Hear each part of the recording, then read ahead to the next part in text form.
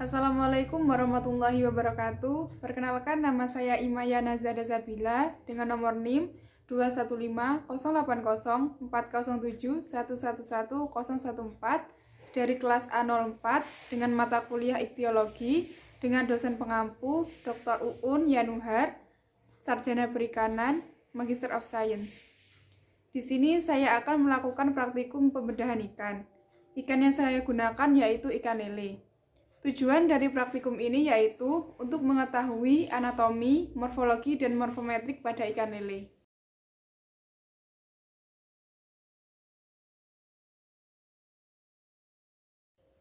Yang pertama yaitu morfologi pada ikan lele. Ikan lele dibagi menjadi 3 bagian, yaitu kepala, badan, dan ekor. Yang pertama yaitu bagian kepala yang terdiri dari mata, lubang hidung, mulut yang berbentuk subterminal, yaitu mulut yang berada di ujung kepala, gigi yang berbentuk filiform karena melekat pada rahangnya. Dan ikan lele memiliki 4 pasang barbel yang berfungsi sebagai alat peraba dalam mencari makanan.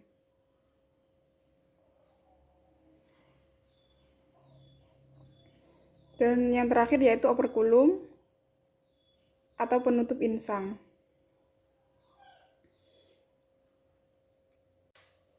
Yang kedua yaitu badan ikan lele. Badan ikan lele berbentuk kombinasi dari depresa dan kompreset. Pada bagian kepala yaitu berbentuk depreset dan pada bagian badan berbentuk kompreset. Pada bagian badan terdiri dari sirip dorsal,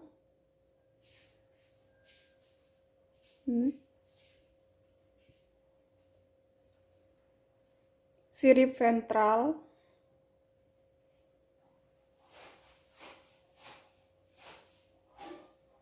sirip pektoral, sirip anal, dan sirip kaudal.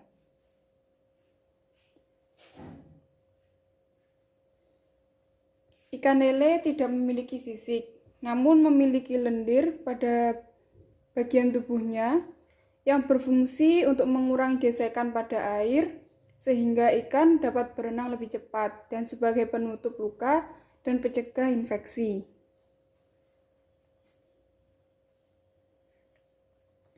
Yang selanjutnya yaitu anus.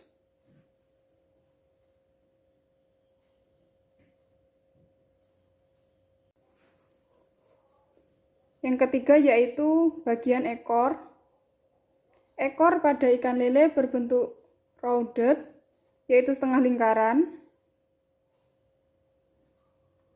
dan memiliki tipe ekor dipisersal yang simetris antara bagian atas dengan bagian bawahnya.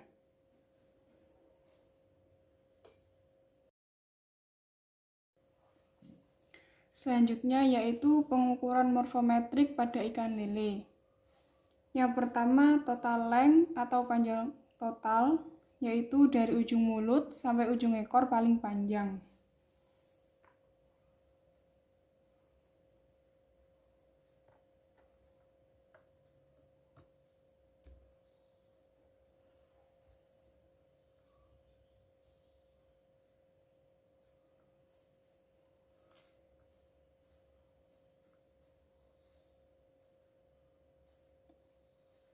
Yaitu sepanjang 27 cm.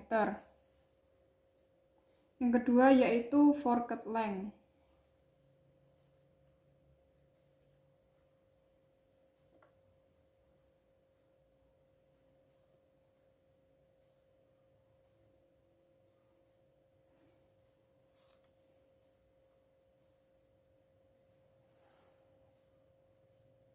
Sepanjang 24 cm. Yang ketiga yaitu standar length atau panjang baku, yaitu dari ujung mulut sampai pangkal ekor secara horizontal.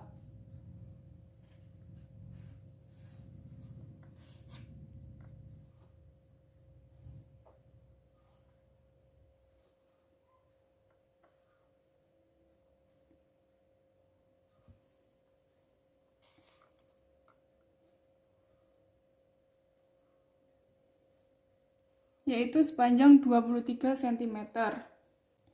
Selanjutnya yang keempat yaitu predorsal length atau panjang predorsal yang diukur dari kepala paling anterior sampai bagian anterior dasar sirip dorsal.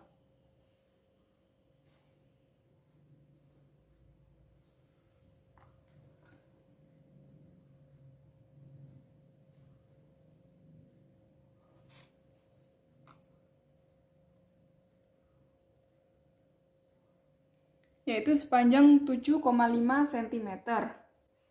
Yang kelima yaitu orbital length atau panjang orbital, yaitu jarak di antara kedua bagian terluar kelopak mata.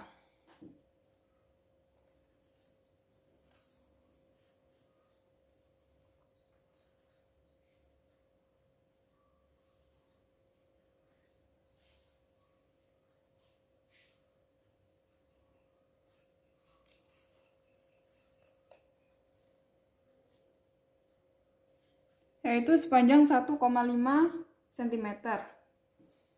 Yang keenam yaitu panjang mata, yaitu garis tengah dari rongga mata.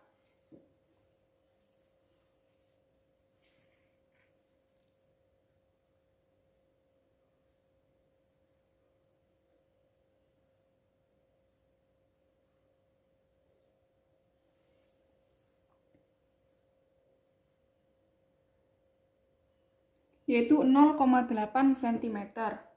Yang ketujuh yaitu caudal peduncle length atau panjang pangkal ekor yang diukur dari posterior dasar sirip anal sampai bagian pangkal batang ekor.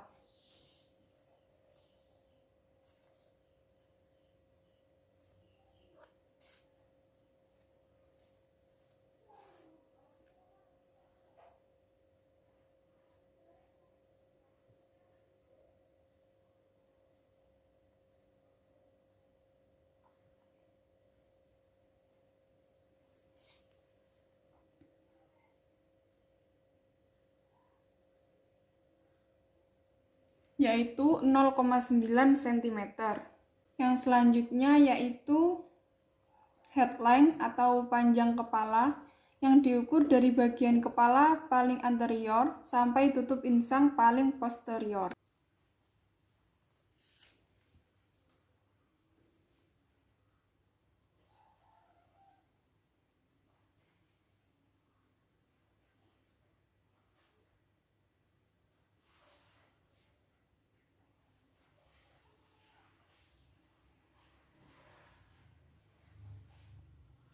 Yaitu panjangnya 5 cm. Yang selanjutnya yaitu snout length atau panjang hidung yang diukur dari bagian kepala paling anterior sampai kelopak mata paling anterior.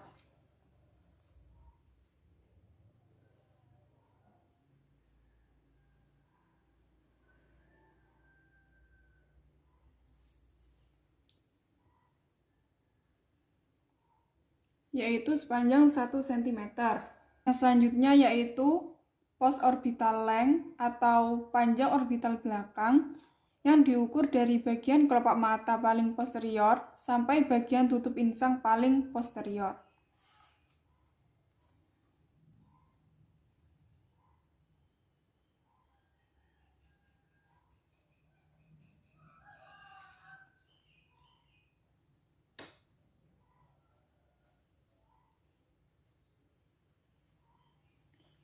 Yaitu panjangnya 2,9 cm. Yang selanjutnya yaitu tinggi kepala, panjang garis tegak antara pertengahan kepala sebelah atas dengan pertengahan kepala sebelah bawah.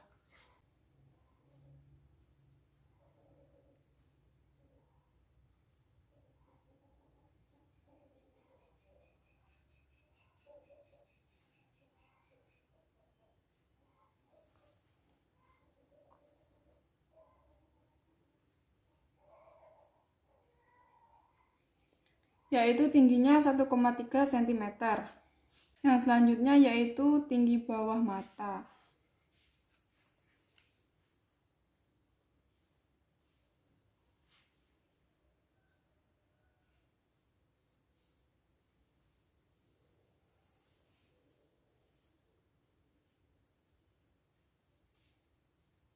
Tingginya yaitu 0,4 cm. Yang selanjutnya yaitu panjang dasar sirip dorsal.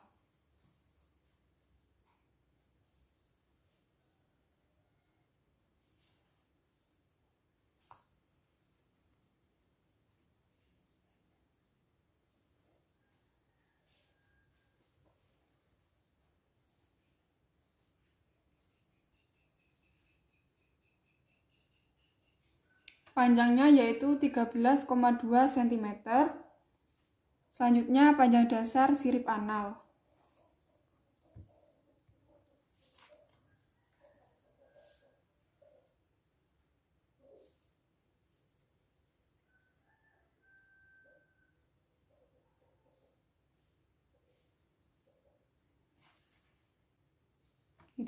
Yaitu panjangnya 9,4 cm.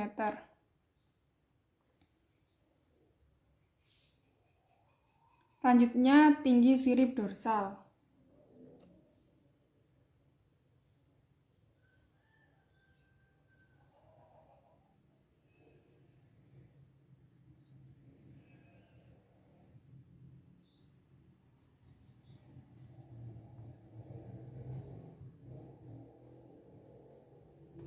Yaitu 1,5 cm.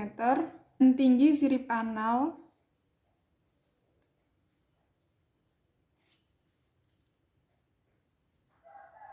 yaitu 1 cm.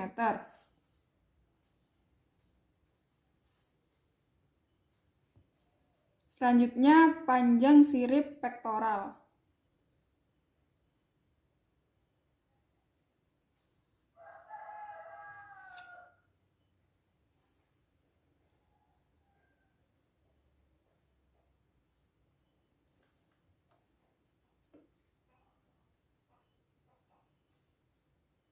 Yaitu 2,2 cm. Yang selanjutnya yaitu panjang sirip ventral.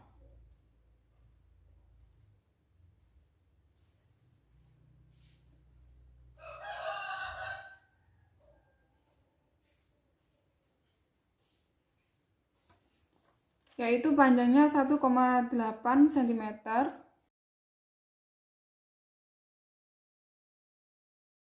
Selanjutnya, anatomi pada ikan lele. Yang pertama, arborescens, yang berfungsi untuk mengabsorpsi udara bebas yang mengandung O2, sehingga ikan lele mampu hidup di daerah yang kering tanpa air untuk waktu yang cukup lama. Yang kedua yaitu insang, yang berfungsi sebagai alat pernapasan ikan. Yang ketiga ada lambung, yang berfungsi sebagai tempat menampung makanan dan terjadi proses pencernaan kimiawi oleh enzim-enzim yang dihasilkan oleh kelenjar lambung. Yang keempat yaitu kantung empedu, yang berfungsi untuk menampung cairan empedu yang disekresikan oleh organ hati.